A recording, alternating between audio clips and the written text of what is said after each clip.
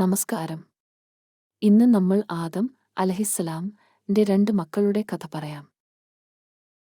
ആദംനും ഹവ്വയും യും 2 മക്കളെക്കൊണ്ട് ജീവിച്ചു, കാബിലും ഹാബിലും.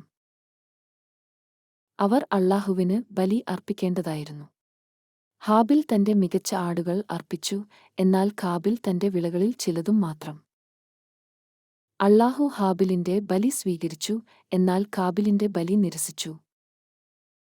ഈ നിരസനം കാബിലിനെ ദേഷ്യത്തിലേക്കും ജലസിലേക്കും നയിച്ചു. അവൻ ഹാബിലിനെ എറിയുകയും ദേഷ്യത്തിൽ കൊലപാതകം നടത്തുകയും ചെയ്തു. കാബിൽ കൊലപാതകം ചെയ്തതിനു ശേഷം അവൻ കുറ്റബോധത്തിൽ കുഴഞ്ഞു. അല്ലാഹു ഒരു കാക്കയെ അയച്ചു സഹോദരനെ എങ്ങനെ കുഴിച്ചിടണമെന്ന് പഠിപ്പിക്കാൻ. ഈ കഥ നമ്മെ jealousy, anger and the importance of compassion കുറിച്ച് പഠിപ്പിക്കുന്നു. ജീവിതത്തിന്റെ മഹത്വം മനസ്സിലാക്കാം.